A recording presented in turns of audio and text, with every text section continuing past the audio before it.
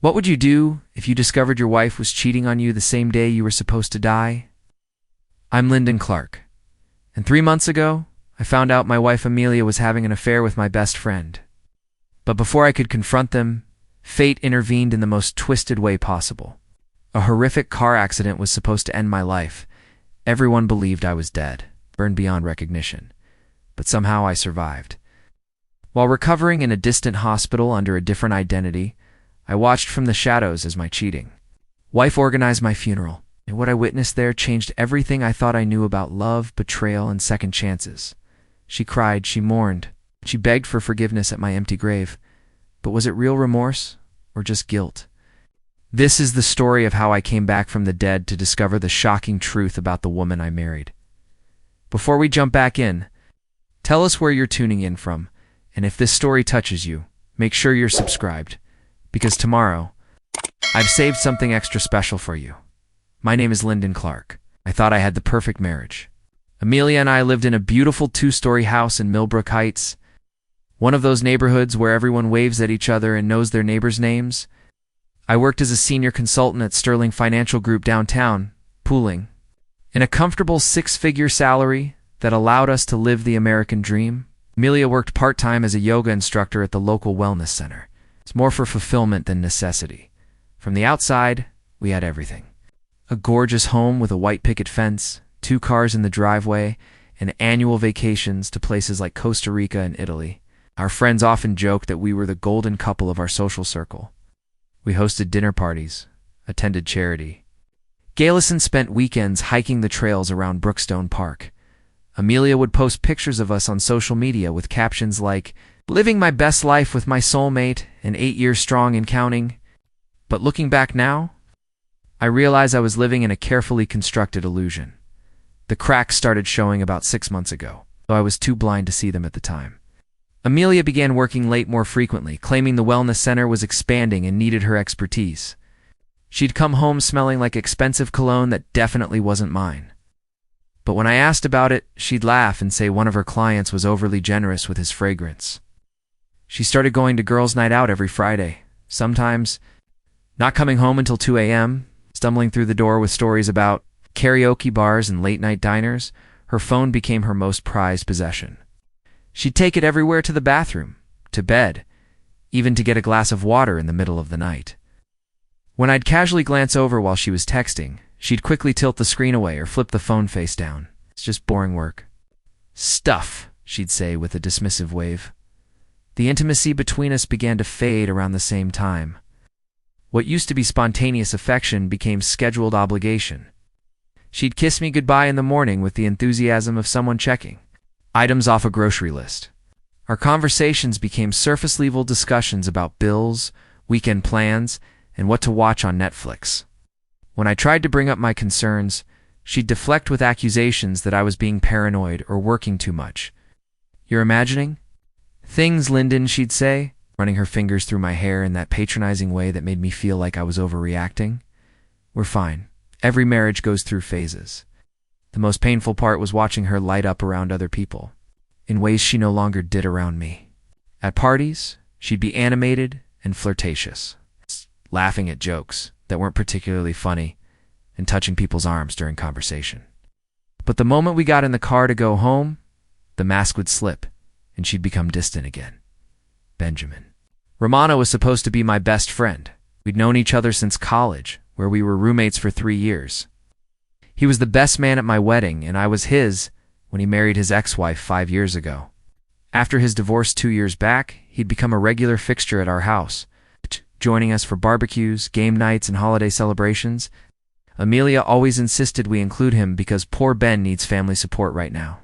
Ben worked As a personal trainer at the same wellness center where Amelia taught yoga, it made perfect sense that they'd carpool sometimes or grab lunch together between classes. He was going through a rough patch financially after his divorce, so when he mentioned struggling with his rent, Amelia suggested I lend him money. Of course I did. He was family. Looking back, the signs were neon bright. The way Amelia would suddenly become interested in fitness and ask Ben for professional advice about her workout routine. How she started dressing differently, sexier clothes, new perfume, professional manicures every week. She began doing her hair in ways that Ben had casually complimented at dinner parties. But the most obvious sign was how they interacted with each other. There were inside jokes I wasn't part of, meaningful glances across the dinner table, and a comfort level that seemed to go beyond friendship. When Ben would visit, Amelia would spend an hour getting ready, claiming she wanted to look presentable for company. She never put that much effort into her appearance when my parents visited. 3 months ago, their behavior became impossible to ignore. They'd text each other constantly, even when all three of us were in the same room. Amelia started volunteering for weekend workshops at the wellness center. Always the same weekends Ben happened to be working extra shifts. She'd come home glowing with an energy I hadn't seen in months, talking about how fulfilling her expanded role was becoming. The breaking point came on a Tuesday evening in late September. I came home early from work, hoping to surprise Amelia with her favorite Thai food from Golden Dragon downtown. Her car was in the driveway, but when I called out, there was no response. I found her on the back patio, talking on the phone in hushed, intimate tones. "I know, baby, but we have to be careful," she was saying, twirling her hair the way she used to do when we first started dating. "He's getting suspicious. No, I can't tonight. He's home. I miss you too. ... My heart stopped. The takeout containers slipped from my hands and crashed to the kitchen floor, but she was so absorbed in her conversation that she didn't hear. I stood there for what felt like hours, listening to my wife of 8 years planning secret meetings. With another man, when she finally said, "I love you too, Ben," I felt something die inside my chest. I quietly cleaned up the spilled food and retreated to my home office, trying to process what I'd just heard. The woman I'd promised to love and cherish was betraying our marriage with my best friend. Everything I thought I knew about my life was a lie.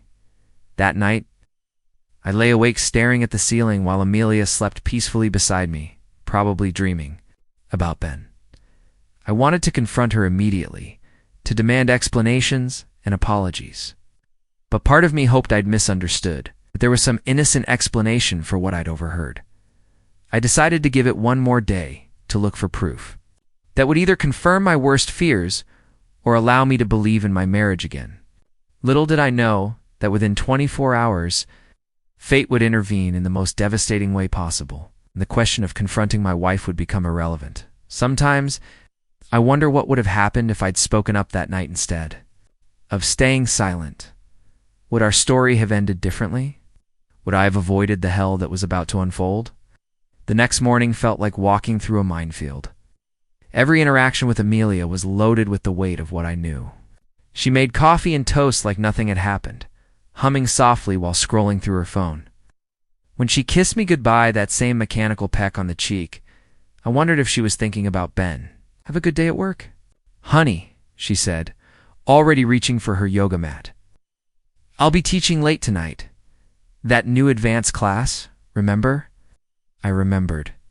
It was another lie in what I now realized was probably a web of deception spanning months. At Sterling Financial Group, I couldn't concentrate on anything. Client presentations, quarterly reports, budget analyses, nothing mattered when your entire world was crumbling. My assistant, Mrs. Patterson, knocked on my office door 3 times, asking if I was feeling all right. Apparently, I looked pale as a ghost. By lunch, I'd made a decision. I needed concrete proof before destroying my marriage with accusations. Maybe I was wrong. Maybe there was an explanation. So I did something I never thought I'd do. I hired a private investigator.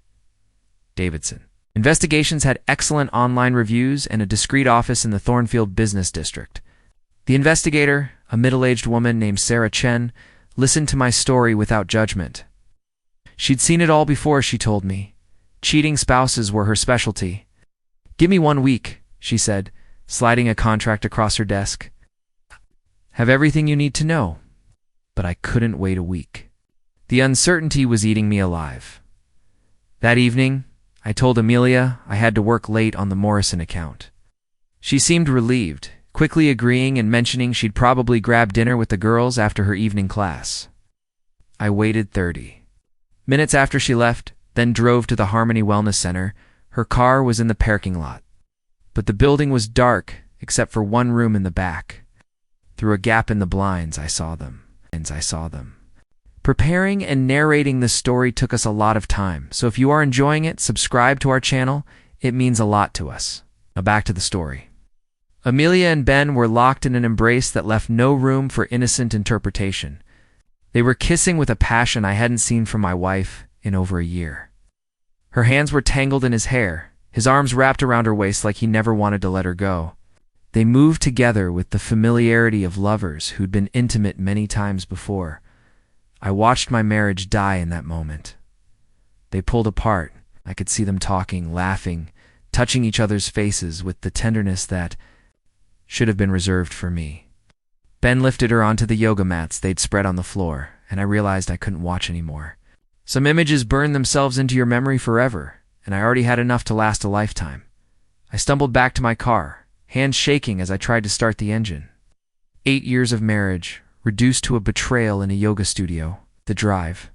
Home was a blur of rage, heartbreak, and devastating clarity. Every strange behavior, every excuse, every lie now made perfect sense. But the worst part wasn't just the infidelity. It was the premeditation. This wasn't a moment of weakness or a single mistake. This was a calculated affair that had been going on for months, maybe longer. They'd been laughing about how oblivious I was, planning their secret meetings while sitting at my dinner table, using my money and my hospitality to facilitate their betrayal. I spent that night in my home office, staring at our wedding photos and trying to figure out when everything went wrong. In the pictures, Amelia looked radiant, promising to love and honor me until death do us part. Ben stood beside me as my best man, swearing to support our marriage. The irony was suffocating. By morning, I decided to confront them both, not separately, not with carefully planned speeches, but together. I wanted to see their faces when their perfect little secret exploded. Wanted them to know that I wasn't the naive fool they thought I was. I called in sick to work and spent the morning gathering evidence. Screenshots of Amelia's changed behavior patterns, receipts from restaurants I'd never been to, credit card statements showing purchases at stores she'd never mentioned. Then I called Ben. "Hey, buddy," he answered, his voice casual and friendly, the same voice that had probably whispered sweet nothings to my wife the night before. "We need to talk," I said. "Can you come over around 3 p.m.? Amelia will be home from her morning class by then." "Sure. Everything okay? You sound tense?" "Everything's perfect, Ben. Just perfect." At 2:45 p.m., I was waiting in my living room with printed photos from the private investigator's preliminary report, pictures of Ben and Amelia entering a motel together the previous week. Sarah Chen worked fast when properly motivated. Amelia arrived first, breezing through the door with her yoga mat and water bottle, chattering about her morning class. She was glowing again, probably still high from whatever secret communication she'd had with Ben. "You're home early," she said, kicking off her shoes. "Feeling better? Much better. Ben's coming over in a few minutes." Something flickered across her face. Panic, maybe? Or calculation? "Oh, that's nice. Any particular reason?" "We have some things to discuss. All three of us." The doorbell rang before she could respond. I opened the door to find Ben standing there with a bottle of wine and his trademark charming smile. The same smile that had been kissing my wife behind my back. "Lyndon, you look terrible, man. Amelia said you were sick. Come in, Ben. We need to talk." As they both settled into the living room, I could feel the tension radiating from Amelia. She kept glancing between Ben and me, probably trying to figure out how much I knew. Ben seemed oblivious, settling into his usual chair and asking about my work. I was about to destroy both their worlds, just like they'd destroyed mine. But as I reached for the envelope containing the photos, my phone rang. It was Davidson Investigations, Mr. Clark. "Sarah Chen, I have some urgent information. There's been a development in your case that you need to know about immediately. Can you come to my office right now?" I looked at Amelia and Ben, both watching me expectantly. "I'll be right there," I told Sarah. "I have to go," I announced, grabbing my keys. "Emergency at work. But don't worry. We'll continue this conversation very soon." I left them sitting in my living room, probably breathing sighs of relief and thinking they'd dodged a bullet. They had no idea that their worst nightmare was just beginning. The drive to Davidson Investigations would be the last normal 20 minutes of my life. Sarah. Chen's face was grim when I walked into her office.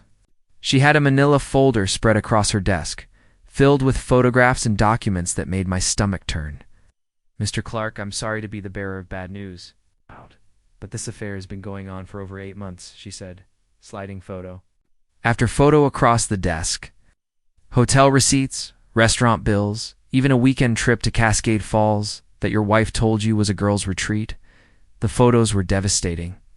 Amelia and Ben holding hands while walking through downtown Millbrook, kissing in the parking lot of Romano's Italian Bistro, the same restaurant where she and I had our first date. Entering and leaving the Pinewood Inn together on multiple occasions. There's more, Sarah continued, her voice professional but sympathetic. They've been discussing leaving their respective situations. I have recordings of phone conversations where they talk about being together permanently. She played a clip from her surveillance equipment. Amelia's voice was crystal clear. I can't keep living this lie, Ben. Lyndon's a good man, but I'm not. In love with him anymore? Maybe. I never was. When are we going to stop sneaking around and start our real life together? Ben's response hit me like a physical blow. Soon, baby. I just need to figure out the financial situation. If we're careful, we can take half of everything he has. He trusts me completely, probably even put me in his will knowing him. They were laughing about destroying my life and stealing everything I'd worked for. I'm sorry, Mr. Clark, Sarah said, turning off the recording. But you needed to hear that. Sat in stunned silence, staring at the evidence of my complete and utter betrayal. 8 months. They'd been planning this for 8 months while I was working late to pay for the house she was bringing him to. The cars she was driving to meet him, the life insurance policy that would make her wealthy if something happened to me. You recommend? I asked, my voice hollow. Divorce attorney immediately. With this evidence, you'll get a favorable settlement. Your wife won't see a penny of your assets, and Ben Romano will be finished in this town once word gets out. I gathered the photos and recordings, thanked Sarah for her thoroughness, and walked out into what felt like a completely different world. The Millbrook Heights I'd called home for 8 years suddenly looked foreign and hostile. Every restaurant, every park, every familiar street corner now carried the possibility that Amelia and Ben had been there together. Laughing about what a fool I was, the drive home felt endless. I kept replaying Ben's words. He trusts me completely, probably. Even put me in his will, knowing him. The casual cruelty of it was breathtaking. I had put him in my will. He was supposed to be the brother I never had, the person who would take care of Amelia if anything ever happened to me instead. He was planning to take care of her while I was still alive. By the time I reached Millbrook Heights, it was getting dark. I was driving slower than usual, my mind racing with plans for confrontation, divorce proceedings, and the complete upheaval of everything I'd believed about my life. The evidence Sarah had given me would destroy them both, but somehow, that victory felt hollow. I was so lost in thought that I almost didn't see the delivery truck running the red light at the intersection of Maple Street and Highland Avenue. Almost the impact was instantaneous and devastating. One moment I was planning how to destroy my cheating wife and traitorous best friend, and the next moment I was spinning through the air in a twisted mass of metal and glass. The world became a kaleidoscope of screeching metal, shattering windows, and the strange, distant sound of my own screaming. Then everything went black. I woke up 3 days later in Riverside General Hospital, 40 miles from Millbrook Heights. My body was a map of injuries, broken ribs, fractured skull, internal bleeding, and burns covering 30% of my body from the car's explosion. The doctors told me later that I was lucky to be alive. The delivery truck driver had been killed instantly. But here's where fate played its cruelest joke. Due to the severity of the accident and the fact that my car had caught fire, the authorities couldn't immediately identify me. My wallet had been destroyed, my face was unrecognizable due to swelling and bandages, and my car's license plates had been melted beyond recognition. I was John Doe for 72 hours.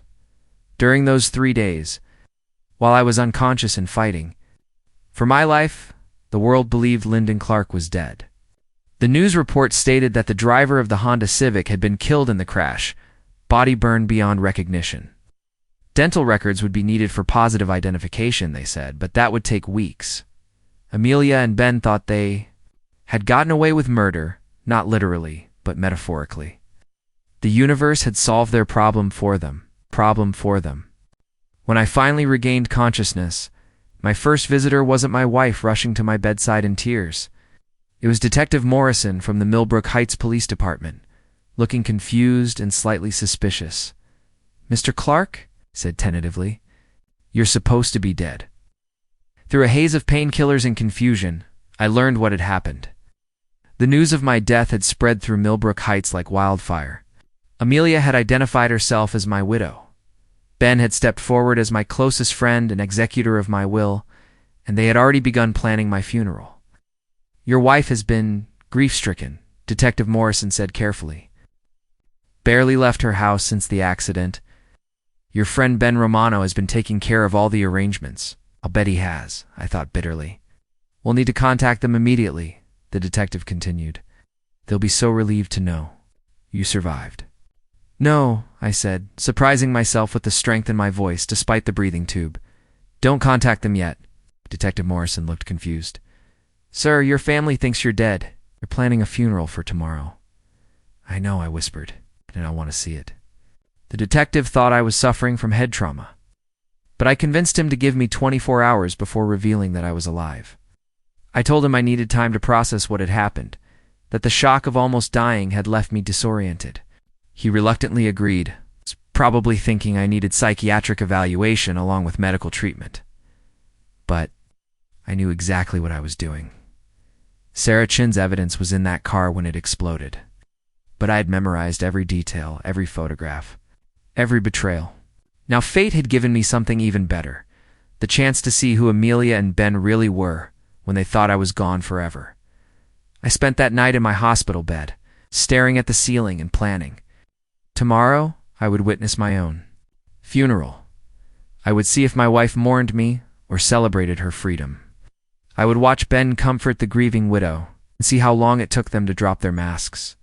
The truth about their hearts would be revealed at my graveside, and I would be there to witness every moment of it. The next morning, I convinced Dr. Martinez to discharge me against medical advice. My injuries were severe, but not life-threatening anymore, and I had something more important than recovery on my mind. With the help of a wheelchair, heavy bandages covering most of my face, and a baseball cap pulled low, I looked nothing like the Lyndon Clark that Millbrook Heights knew. Detective Morrison had reluctantly agreed to keep my survival secret for 24 hours, though he thought I was making a terrible mistake. "Your wife is devastated," he kept insisting. "This will be the shock of her life. If only he knew."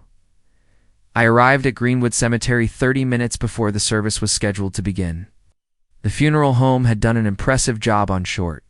Notice there were elegant flower arrangements everywhere, a beautiful mahogany casket that probably cost more than most people's cars, and a large framed photo of me from our last anniversary dinner.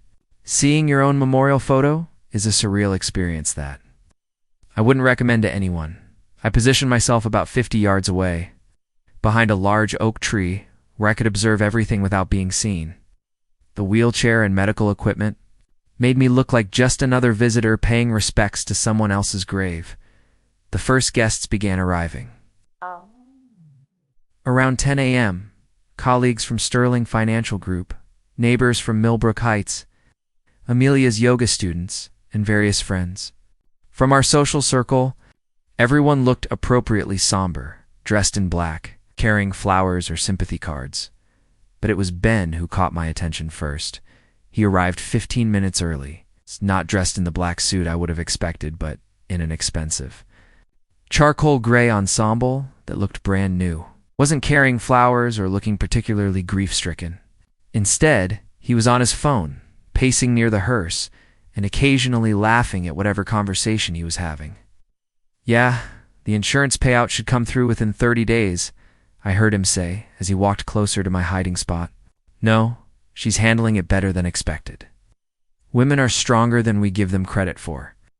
"What?" Of course I'm sad my friend is dead, but life goes on, you know? My blood ran cold. This man was already discussing my life insurance money while standing next to my empty casket. Amelia arrived precisely at 10:30 a.m. in a black Mercedes I'd never seen before, apparently a loaner from Ben. As I heard her tell someone, she was wearing a stunning black dress that hugged her figure perfectly. Designer heels and jewelry that sparkled even in the overcast morning light. Her makeup was flawless, her hair professionally styled. She looked absolutely beautiful, and absolutely nothing like a grieving widow. The service began with Pastor Williams from St. Matthew's Church delivering a generic eulogy about my dedication to family and work.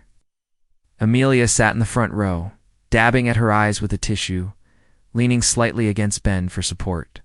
To everyone else, it probably looked like appropriate grief, but I could see what others couldn't. She wasn't crying, she was acting. The tissue never actually touched her eyes. Her shoulders weren't shaking with sobs, and she thought no one was. Looking, she would glance at her watch or exchange quick, meaningful looks with Ben. At one point, when Pastor Williams was talking about the importance of marriage vows, she actually smirked, but the real revelation came during the eulogy portion. When friends and family were invited to share memories, Ben stepped forward first, his voice breaking with what sounded like genuine emotion. "Lyndon was more than my best friend," he began, and I found myself leaning forward to hear better. "Was the brother I never had, the most generous and trusting man I've ever known." The crowd murmured their agreement. Several people were crying. "He would give you the shirt off his back, lend you money without question, and trust you with his life," Ben continued, his voice growing stronger. "In fact, he trusted me so much that he made me the executor of his will, responsible for taking care of his beloved Amelia if anything ever happened to him." I watched Amelia's face during this speech. Instead of the grateful, sorrowful expression she should have worn, I saw something else entirely: satisfaction. She was satisfied that Ben was setting up their narrative, establishing his role as my trusted friend who would now take care of my widow. "Lyndon would want us to celebrate his life, not mourn his death," Ben concluded. "And I promise everyone here today that I will honor his memory by making sure Amelia never wants for anything. It's what he would have wanted." The applause was respectful and heartfelt. No one suspected they were witnessing the performance of a lifetime. When the service moved to the graveside, I rolled my wheelchair closer, staying behind monuments and trees. This was when Amelia was supposed to deliver her final goodbye. The moment when her true feelings would be impossible to hide. What I witnessed next shattered whatever remained of my faith in the woman I'd married, instead of the broken-hearted farewell I expected. Amelia's graveside speech was a masterpiece of manipulation. She spoke about our perfect marriage, how I was her soulmate, and how she would never love again. But every word felt rehearsed, calculated to generate maximum sympathy from our friends and neighbors. The most chilling moment came when she knelt beside my empty grave and whispered something that only I, positioned directly across from her, could hear. "Thank you for finally getting out of my way, Lyndon. Ben and I will take good care of everything you left behind." Then she stood up, allowed Ben to comfort her with an embrace that lasted just a little too long, and began accepting condolences from the crowd. I had my revelation. My wife wasn't mourning my death. She was celebrating her freedom. Watching my own funeral was the most clarifying experience of my life.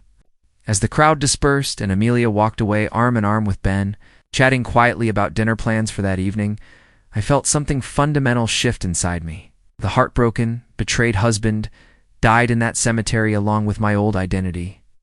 What emerged was something harder, smarter, and infinitely more dangerous. I wasn't going to simply reveal myself and watch them scramble with excuses and apologies. They had shown me exactly who they were when they thought no one was watching. And now I was going to return the favor. The first step was establishing my new reality. I contacted Detective Morrison and explained that I needed more time before revealing my survival, not for emotional reasons, but for legal ones. The evidence from the private investigator had been destroyed in the car fire, but I had witnessed something even more damning: My wife and best friend actively celebrating my death and planning to defraud my estate. You want a what, detective? Morrison asked when I outlined my plan.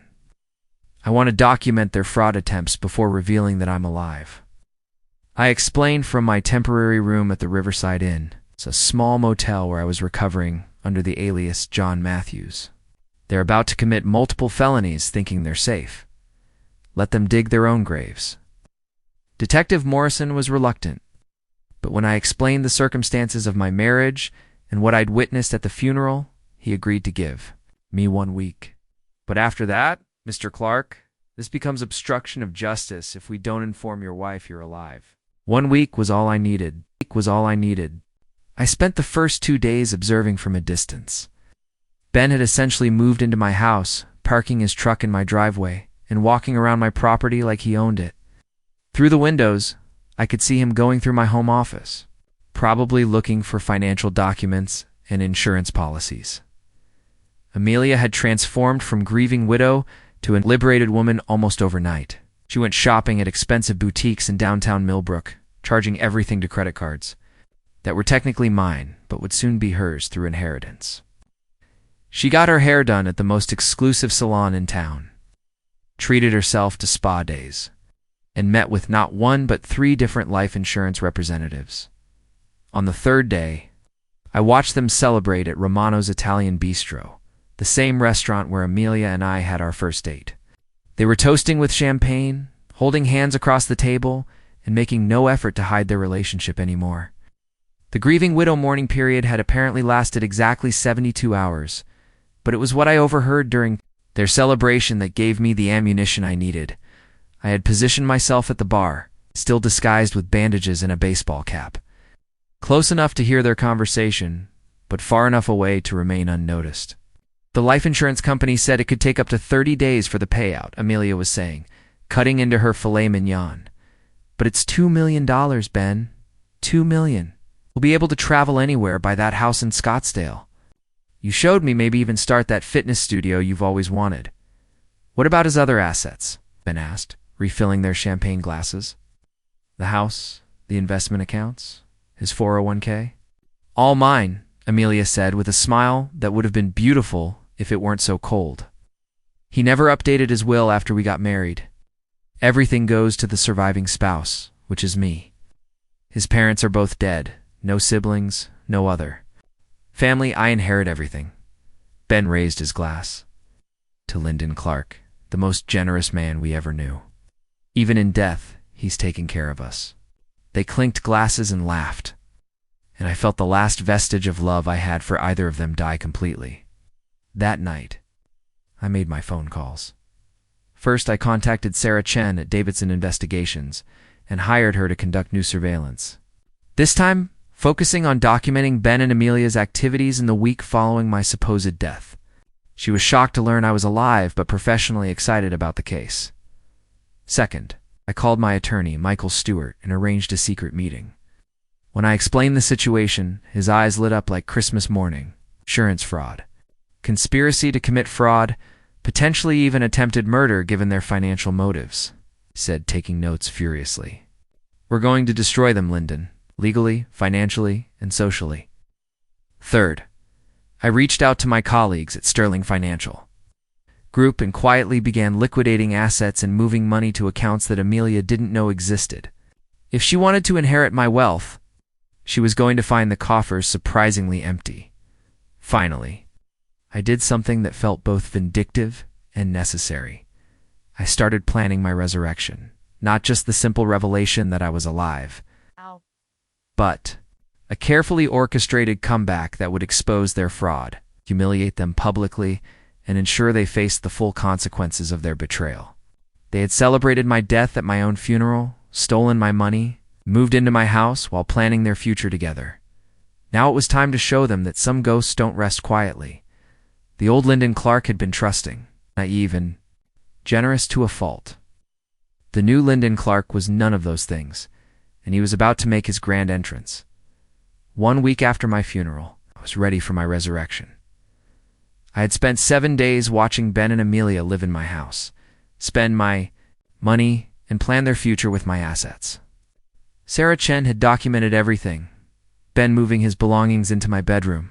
Amelia meeting with financial advisors to discuss her inheritance. And both of them shopping for engagement rings at Tiffany & Co. In the city, they weren't even waiting for the insurance money to clear before planning their wedding, but the most damning evidence came from their own arrogance. They had grown so comfortable with their deception that they'd started discussing their fraud openly. Sarah's audio surveillance captured Ben bragging to his gym buddies about how he'd landed the ultimate sugar mama, and Amelia telling her yoga class about moving past grief and embracing new opportunities for love. It was time to end their fantasy. I arranged for Detective Morrison to accompany me, along with Sarah Chen and my attorney Michael Stewart. We also brought along Agent Patricia Valdez from the FBI's Financial Crimes Division, because insurance fraud involving $2 million is a federal offense, at exactly 6 p.m. on Friday evening, 1 week after they had buried an empty casket. I walked up to the front door of my own house. I was still using a cane and bore visible scars from the accident. But I was unmistakably alive and unmistakably Lyndon Clark. I could hear music and laughter coming from inside. They were having a party in my living room with what sounded like a dozen people. I rang the doorbell when Amelia opened the door. Wearing a red dress I'd never seen before and holding a glass of champagne, her face went through a progression of emotions that I'll never forget. First confusion, then recognition, then absolute terror, and finally a desperate attempt to recover her composure. "Lyndon," she whispered, the champagne glass slipping from her hand and shattering on the hardwood floor. "But dead?" I finished for her, stepping inside past her frozen form. "Yes, I heard about that. Terrible accident from what I understand. I'm sorry I missed the funeral. I heard it was beautiful." The party behind her had gone completely silent. I could see Ben standing in my living room, surrounded by people I recognized as mutual friends, all staring at me like I was an actual ghost. His face had gone completely white, and he was gripping the arm of my favorite chair so tightly his knuckles were visible. "Ladies and gentlemen," I announced to the room, "I apologize for interrupting your celebration.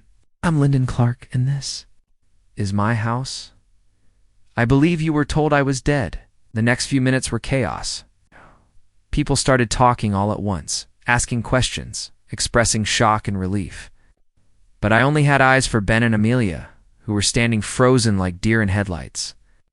"Could everyone please step outside for a moment?" Detective Morrison said, showing his badge. "We have some official business to conduct. It's our friends."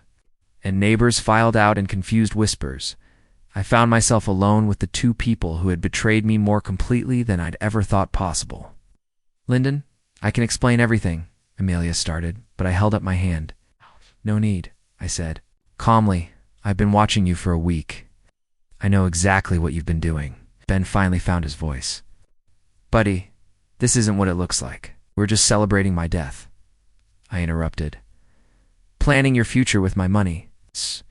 Moving into my bedroom before my body was even cold. Please, Ben, tell me what part I'm misunderstanding." Agent Valdez stepped forward. "Mrs. Clark, Mr. Romano, you're both under arrest for conspiracy to commit insurance fraud, attempted fraud against a financial institution, and theft by deception." What followed was the most satisfying hour of my life, as they were read their rights and handcuffed in my own living room. I watched their carefully constructed world collapse completely. Amelia tried to claim she'd been overcome with grief, and that Ben had been just helping with arrangements. Ben attempted to argue that he'd been protecting my assets as executor of my will. But Sarah's surveillance footage told a different story. When Agent Valdez played the recording of them toasting my death at Romano's Italian bistro, discussing how to spend my life insurance money, both of them finally fell silent. "The insurance company has been notified that the claim is fraudulent. Since the insured is obviously alive," Agent Valdez explained as they were led away. "You'll also be facing federal charges for the fraudulent claim you filed yesterday." As the police cars pulled away with my cheating wife and former best friend, I stood on my front porch and felt something I hadn't experienced in months: peace. But the story doesn't end with their arrests. Over the following weeks, as the legal proceedings unfolded, I learned things about myself that the accident and betrayal had forced me to confront. I had been so focused on being the perfect husband that I'd ignored the signs of my wife's unhappiness. I had been so trusting that I'd enabled the very people who were planning to destroy me. The old Lyndon Clark had derived his self-worth from being needed, from being the provider, from being the good guy who everyone could depend on. But that version of myself had been weak in crucial ways, to trusting, to passive, to willing to ignore problems rather than confront them. The accident had literally and figuratively given me a second chance at life. Amelia and Ben were both sentenced to 3 years in federal prison and ordered to pay full restitution for the insurance fraud attempt. Their case became something of a local sensation. The funeral fraud story made headlines in papers across the state. Both of them lost their jobs, their reputations, and any sympathy they might have garnered as my grieving survivors. But more importantly, I learned something about the nature of love and betrayal that changed my entire perspective on relationships.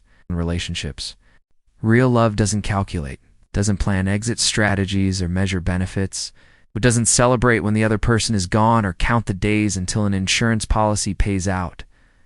What I thought was love in my marriage was actually just habit, convenience, financial security on both sides. I had loved the idea of Amelia more than I had loved Amelia herself. And she had never loved me at all. She had loved what I provided. 6 months after my resurrection, sold the house in Millbrook Heights and moved to Colorado, where I started a consulting firm helping people protect their assets from financial fraud. My experience had given me insights into the psychology of betrayal that proved invaluable in my new career. I also started speaking at conferences about trust, relationships, and the warning signs of financial infidelity. My story resonated with people who had experienced similar betrayals, and I found purpose in helping others avoid the mistakes I had made. The scars from the accident faded, but the scars from the betrayal became something different, not wounds, but wisdom. I learned to trust my instincts instead of ignoring them. I learned that being kind doesn't mean being naive, that real strength sometimes requires setting boundaries that hurt. Most importantly, I learned that sometimes the worst thing that can happen to you becomes the catalyst for the best thing. That can happen to you. 2 years later, I met Elena Martinez, a forensic accountant who was working on a case with my firm. She was intelligent, honest, and had her own story of overcoming betrayal. Our relationship built slowly. It's based on mutual respect and shared experiences rather than just attraction and convenience. When I told her my story, all of it, including my week watching my own funeral, she listened without judgment and then said something that made me fall in love with her on the spot. "I'm glad you died, Lyndon, because the man you became afterward is someone worth knowing." We married last spring in a small ceremony overlooking the Rocky Mountains. This time, I knew the difference between real love and the illusion of it. As I tell people in my speeches, betrayal is devastating, but it's also revealing. It shows you who people really are when they think no one is watching. It forces you to confront your own weaknesses and grow beyond them. Sometimes, if you're very lucky, it gives you the chance to build something better from the ashes of what was destroyed. My cheating wife thought I died in that car crash. In many ways, she was right. The naive, trusting, willfully blind version of myself did die that day. But what emerged was stronger, wiser, and infinitely more capable of recognizing and creating authentic love. Sometimes, you have to lose everything to find out what you're really worth. And sometimes the people who try to destroy you end up being the architects of your greatest transformation. The best revenge, I learned, isn't destroying those who betrayed you. It's becoming someone they could never deserve, building a life they could never touch. That's the real resurrection. Not just coming back from the dead, but coming back better than you ever were before. 5 years have passed since that October evening when I walked through my own front door and shattered to lives built on lies. As I write this, I'm sitting in my home office in Boulder, Colorado, watching the sunrise paint the Rocky Mountains in shades of gold and amber. Alina is in the kitchen making coffee, humming the same song she hums every morning, and our daughter Isabella is still sleeping peacefully in her crib. Yes, we have a daughter now. At 42, I thought I'd missed my chance at fatherhood, but life has a way of surprising you, and you're finally ready to receive its gifts. The consulting firm has grown beyond my wildest expectations. We've helped over 300 families protect themselves from financial fraud, and my speaking engagements have taken me across the country. Every time I tell my story, I see recognition in people's eyes. Not everyone has faced betrayal as dramatic as mine, but everyone understands what it means to trust the wrong person or ignore warning signs they wish they'd heeded. Last month, I received a letter from Amelia. She was released from prison 6 months ago and wanted to apologize. The letter was 3 pages long, full of explanations about her unhappiness, her mistakes, and her regret. She asked if we could meet for coffee to discuss closure. I never responded, not because I hate her, I don't, but because I've learned that closure isn't something other people can give you.